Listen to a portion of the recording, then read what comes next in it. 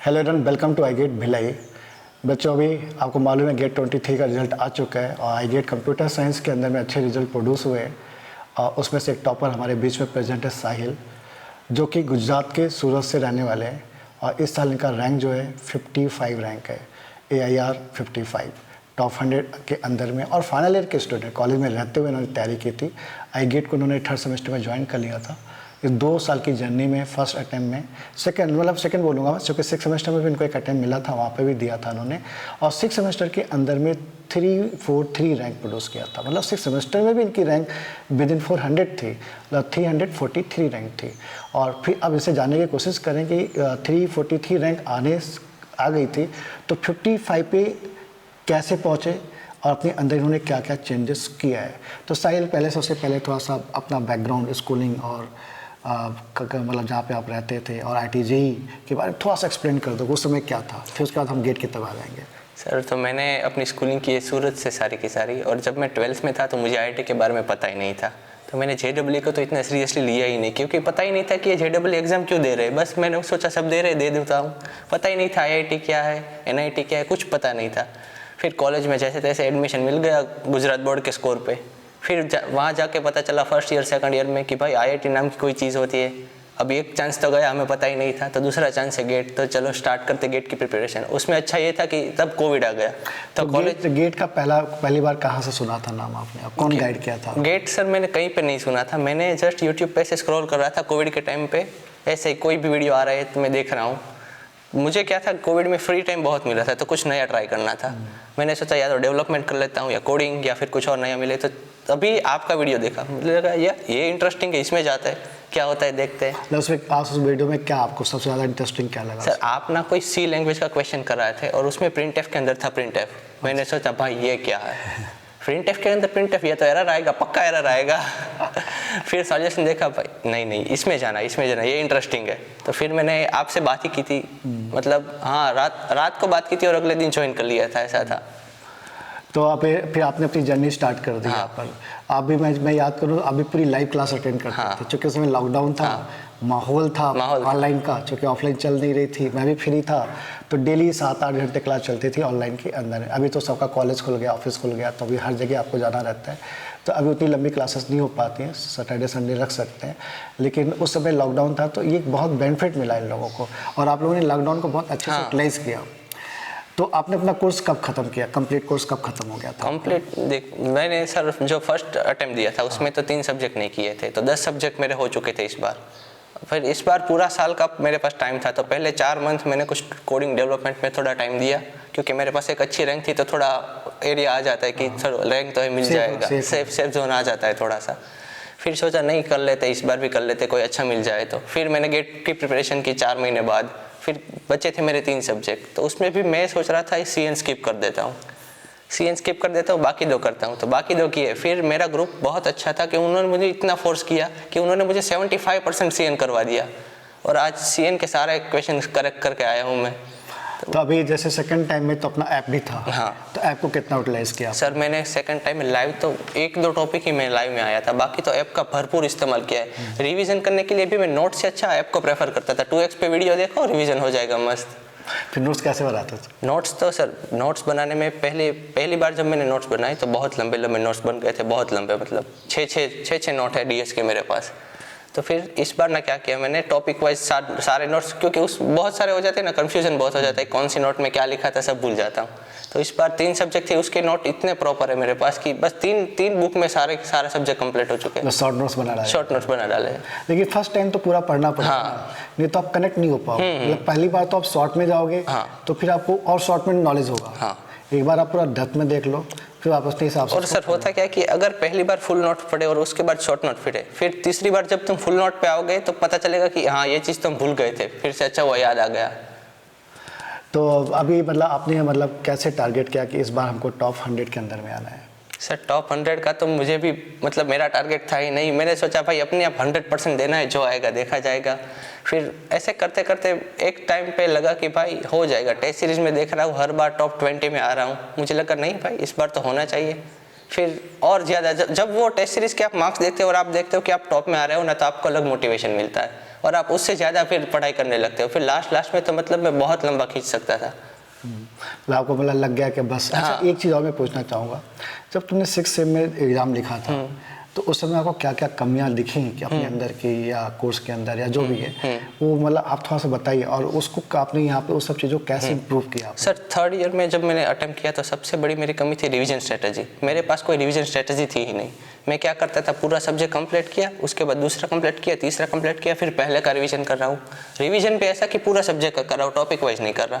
तो फिर इस साल समझ आ गया कि नहीं, रिवीजन में ये गड़बड़ है, यहाँ पे गड़बड़ हो रही है। तो फिर मैंने सारे सब्जेक्ट को टॉपिक में डिवाइड कर दिया, और फिर ऐसे ही जैसे एक कंप्लीट सब्जेक्ट चल रहा है तो इससे जस्ट पहले जो कंप्लीट हुआ है उसका टॉपिक वाइज रिवीजन करते जाओ, उसका टॉपिक वाइज PYQ देते जाओ। ये स्ट्रेटजी मेरे बहुत काम आई इस बार। तो इस बार आपने पूरा टॉपिक वाइज रिवीजन किया? हाँ, पूरा टॉपिक वाइज रिवीजन किया। एक सब्जेक्ट को रिवाइज करने में कितना टाइम लेते थे? सर मैक्सिमम 1 मंथ, वो पहला रिवीजन में। फिर तो दूसरा तीसरा रिवीजन में तो 5 दिन में। लेकिन हाँ, अच्छा, पहली बार पढ़ते थे तब। अर्ली ज्वाइन करने का फायदा भी बहुत फायदा है सर। यही फायदा होता है कि आप टाइम बहुत है आपके पास, तो आप धीरे धीरे अपनी फेस के अकॉर्डिंग कर और सकते रिसर्च भी कर सकते हैं। तो फिर उसके बाद अभी इस साल आपने अपने को चेंज किया। हाँ। तो इस साल मतलब आपको जब एग्ज़ाम देने गए तो कैसा मूड था आपका? सर मैंने एग्ज़ाम दिया, उसके जस्ट 1 दिन पहले मैंने सोच लिया भाई अब जो होगा देखा जाएगा। मैंने अपना 100% दे दिया है। मैं एकदम फ्री माइंड से गया सर, एकदम हैप्पी। गाड़ी में जा रहा हूँ, मुस्कुरा रहा हूँ। मेरे बगल में मेरा दोस्त बैठा है, वो टेंशन में, मैं मुस्कुरा रहा हूँ। भाई बोल रहा है टेंशन नहीं हो रही, पेपर है। मैंने कहा भाई जो होगा देखा जाएगा, अभी चलते हैं ना। हाँ, क्योंकि तुम्हारी प्रिपरेशन थी, तुमको पता था कि है। तो फिर 3 घंटा कैसा था आपका, मूड कैसा था? सर 3 घंटे में सर एप्टी तो पहले अच्छा गया, मतलब उसमें 13 आ गए थे।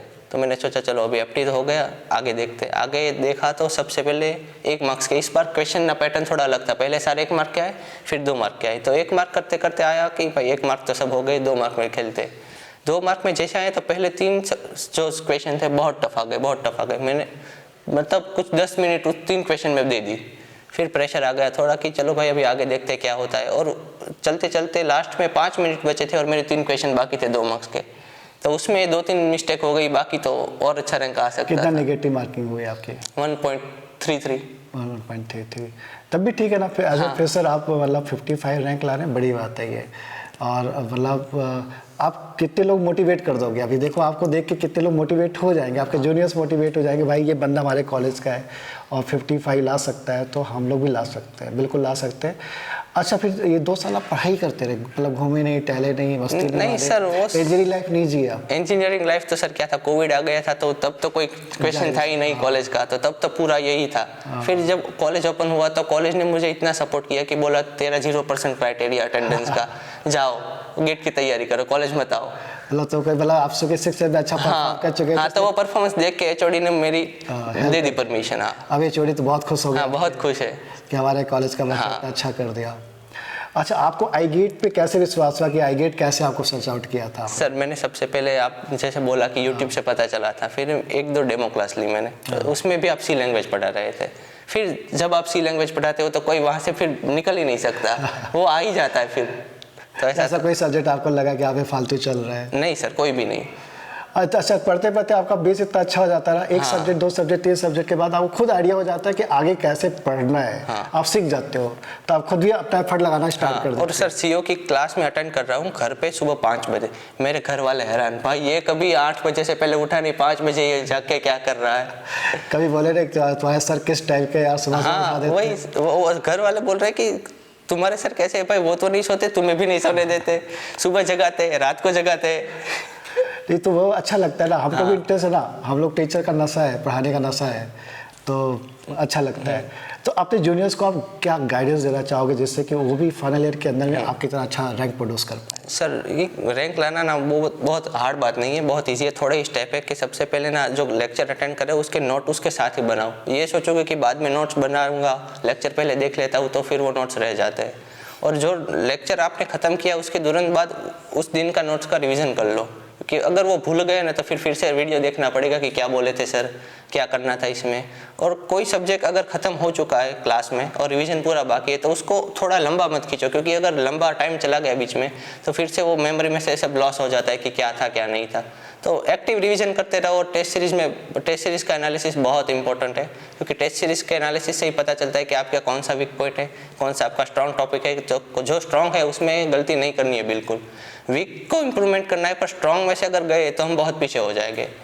और वीक टॉपिक तभी पता चलेगा कि आप टेस्ट के एनालिसिस कर रहे हो। 3 घंटे का टेस्ट है तो 3 घंटे उसके बाद एनालिसिस के दो, क्योंकि एनालिसिस में जो टॉपिक मिल रहे हैं ना उसको मैं पूरी एक्सेल शीट बनाता था उसकी, कि एक्सेल शीट बन गई, फिर जो मैं उसके बाद कवर करते जाता था उस पर चेक मार्क लगाते जाता था, तो उससे प्रोग्रेस का आपका पता रहता है कि कहाँ तक हुआ है। जी जी जी। तो कितने नंबर ऑफ टेस्ट लिख दिए होंगे आप इस साल सर फुल लेंथ तो मैंने कुछ 67-68 लिखे थे, और टोटल टॉपिक वाइज और सब गिने तो 150 टेस्ट लिख दिए थे। ऐसा होता था कि मार्क्स कम आ रहे हैं? हाँ सर, अपने मन से मतलब जो हम एक्सपेक्टेशन हमारी रहती फुलफिल नहीं हो रही है? सर 50 में से 4 मार्क लेकर आया था इस साल में। इस साल 343 रैंक के बाद मैंने सोचा भाई ये तो गया, पिछला स्कोर ही काम आएगा। फिर मेरे दोस्तों ने बहुत पुशअप किया कि भाई नहीं ऐसा नहीं होता, मत छोड़। मैं तब छोड़ने वाला था गेट कि भाई नहीं होगा, ये सब रहने दो अभी, पर दोस्त लोग बहुत अच्छे थे तो बहुत सपोर्ट किया। हाँ, ग्रुप बहुत अच्छा था। जैसे आप थे, प्रियांशु था, अनन्या, विनीत था, मतलब जिगर था, शांतनु है। तो ग्रुप देखो सारे एक साथ मतलब अच्छा रैंक प्रोड्यूस कर, सबका रैंक 500 के अंदर में आ चुका है। तो ग्रुप का अच्छा होना, ग्रुप का बहुत अच्छा होना बहुत इंपॉर्टेंट। अच्छा, कैसा फील होता है यार, तुम गुजरात में बैठे हो, एक बंदा कोलकाता का है, एक बंदा जो दिल्ली का है, एक बंदा जो है उत्तराखंड का है, तो कैसा फील होता है? सर पहली बार यहाँ पे सब मिले और सबसे पहले सब हंस रहे सर एक दूसरे की भाषा सुनते। क्योंकि सबका रहन सहन खान पीन सब अलग अलग है, तो सब एक दूसरे की भाषा बोल रहे तू तमिल बोल रहे तू गुजराती बोल, मजा आता है सुनने में। नहीं सही है। तो आपने खूब एंजॉय किया? हाँ, बहुत एंजॉय किया सर। यहाँ पे 3 दिन हम आए, यहाँ पे बहुत एंजॉय किया। मतलब हम ट्रिप पे जाते तो इतना एंजॉय नहीं करते, यहाँ पे आके इतना करते हैं। आप जूनियर्स कैसे लगे आपको? सर जूनियर्स पर बहुत सर यहाँ पे मैं देख रहा हूँ कि सेकंड ईयर के बच्चे गेट ज्वाइन कर रहे हैं। फर्स्ट ईयर से गेट में यहाँ पे क्लास अटेंड कर रहे हैं। तो वो सोचो कि अगर वो 3 साल प्रिपरेशन करेंगे तो उसको भाई क्या लेवल का नॉलेज होगा। 3 साल वो धीरे धीरे भी कर रहा है तो किस लेवल तक वो पहुंच सकता है। मतलब यहाँ के बच्चों का ये बहुत अच्छा है कि बहुत जल्दी ज्वाइन कर लेते हैं। अभी उसका देखो ना, अब नवनीत, हाँ अभी 300 समथिंग। हाँ नवनीत, और 6 सेमेस्टर भी। हाँ, तो ये रहता है जितना अर्ली आप स्टार्ट करते हैं। अच्छा, लोग डर जाते हैं एक्चुअली में, कि मतलब कभी कभी ना अंडरस्टिमेट करने लगते हैं, अपने आप को करने लगते हैं, यार शायद मुझसे नहीं हो पाएगा, तो इसलिए वो मतलब कैरी फॉरवर्ड नहीं हो पाते, आगे नहीं बढ़ पाते हैं। सर मेरे जैसा अगर लड़का कर सकता है जिसको IIT का पता नहीं है तो कोई भी कर ही सकता है, इसमें कोई हार्ड बात है ही नहीं। क्योंकि ये लड़के को क्या लगता है कि भाई कॉलेज में इतना पढ़ा है, कॉलेज का पढ़ने के बाद वो सीधा गेट के PYQ पे अटैक करता है, तो कॉलेज का लेवल और गेट का लेवल बहुत डिफरेंस है ना, वो कैसे कर सकता है? मतलब उस पैटर्न में आपने पढ़ा नहीं, हाँ, इसलिए नहीं बनता है। इसलिए उस पैटर्न में आप पढ़ेंगे तो 100% आपको चीज़ें बनेंगी। तो साहिल, आप भिलाई है, और हम लोग का पहले प्लान तो पहले से फिक्स था, चूँकि मालूम था हम लोगों को कि भाई हमारे रिजल्ट आने वाले हैं और हमारे स्टूडेंट लोग अच्छा, चूँकि 2 साल अच्छा लंबा टाइम होता है ना एक टीचर के लिए। और 2 साल नहीं, हमारे तो स्टूडेंट ऐसे है कि जो कल कोमल भी आई थी तो से मिली, दिव्या आई थी, मोनीश आया था IIT बॉम्बे से, अंशुल इसरो से आया था। तो हमारे स्टूडेंट हमेशा हमारे पास कनेक्टेड ही रहते हैं, तो इसलिए हम लोग को ज़्यादा ढूंढना नहीं पड़ता बच्चों को, ढूंढो कहाँ पे हमारा रिजल्ट है। हमारा रिजल्ट हमको पहले से पता रहता है, सारे पोस्टर रेडी थे, फटाफट हमने यहाँ पे फिर पार्टी ऑर्गेनाइज़ की और पार्टी बनाई हम लोगों ने। और मुझे भी अलग अलग टाइप के अलग अलग स्टेट के स्टूडेंट को पढ़ा के बहुत मज़ा आ रहा है, इन्जॉय हो रहा है। अब तो iGate का ऐप प्रेजेंट है यार, अब तो आप ऐप से ही पूरा कवर कर सकते हैं। सर बेस्ट पार्ट iGate का अभी हो चुका है सबसे स्ट्रॉन्ग कि वो ऐप। सर वो ऐप इतना मस्त है कि अगर कोई बंदा ठान ले कि भाई ऐप से ही करना है तो वो 100% 100 सिर्फ ऐप से आ सकता है। प्रॉब्लम लोग बोलते हैं सर मोबाइल पे चलता है तो इशू थोड़ा बोलते हैं कि ऐसा कुछ इश्यू, सोशल मीडिया का इश्यू सबसे ज़्यादा होता है, उसकी नोटिफिकेशन आ जाती है, फिर हम स्क्रॉल करने लगते हैं इंस्टाग्राम। तो अच्छा है कि भाई इंस्टाग्राम अनइंस्टॉल कर दो, उसका वेब वर्जन आता है वही यूज़ करो। वेब वर्जन का UI इतना ख़राब है कि आप 1 वीक में छोड़ ही दोगे कि भाई नहीं यूज़ करना है। इंस्टॉल मत करो, या तो फिर डेस्कटॉप पे यूज़ करो या फिर वेब UI यूज़ करो, तो उससे डिस्ट्रैक्शन काफ़ी कम हो जाता है। और मैं तो व्हाट्सएप की नोटिफिकेशन भी बंद करके रखता था। मतलब जब वो चल रहा है ऐप तो DND मोड ऑन कर दो, तो कोई नोटिफिकेशन आएगी नहीं, तो आप एग्जिट करोगे नहीं। हाँ, नहीं तो इंस्टाग्राम में चले गए, यूट्यूब में चले गए। हाँ, यूट्यूब में चले गए। यूट्यूब में तो भाई 45 मिनट्स के वीडियो आ रहे हैं, फिर तो पता चल रहा है कि 1.5 घंटा चला गया।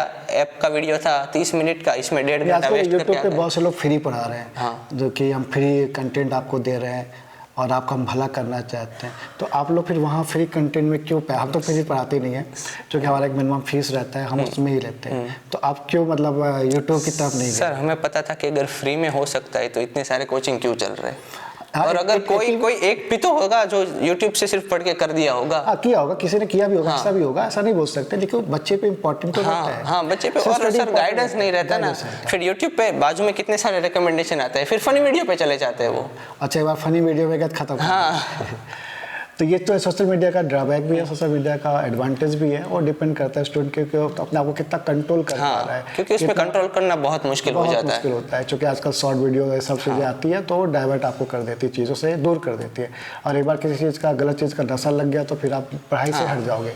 और पढ़ाई में सबसे ज़्यादा इंपॉर्टेंट है शांत रहना। जैसे इन लोगों का मैं नेचर देखता हूँ ना, ये बहुत ही शांत है, बहुत ही शांत है, अपने मतलब जो चीज़ करना है मतलब उसको दिल लगा के करते हैं, कि पहले इसको कर लेता हूँ, उसके बाद घूमूंगा, टहलूंगा, जाऊँगा, जो भी करना है। तो इस तरह से आप लोगों को भी लग के करना पड़ेगा, और कंसिस्टेंट रहना पड़ेगा। जहाँ पर भी आपको हमारी हेल्प लगती है, हम देने के लिए तैयार हैं, और गाइडेंस तो फ्री ऑफ कॉस्ट लीजिए, कोई इशू नहीं है। व्हाट्सएप पे कनेक्ट होइए, साहिल है, और साहिल का भी कॉन्टैक्ट नंबर आपको मिल जाएगा, आप इससे कनेक्ट होइए, गाइडेंस लीजिए। आप गुजरात के रहने वाले हैं, सूरत के रहने वाले हैं, अहमदाबाद के रहने वाले हैं, और आजकल तो सोशल मीडिया है, व्हाट्सअप, इंस्टाग्राम, कहीं भी आप इससे मिल लिए, बातचीत करिए, गाइडेंस लीजिए, और कोशिश करिए कम टाइम में अच्छा परफॉर्म करिए।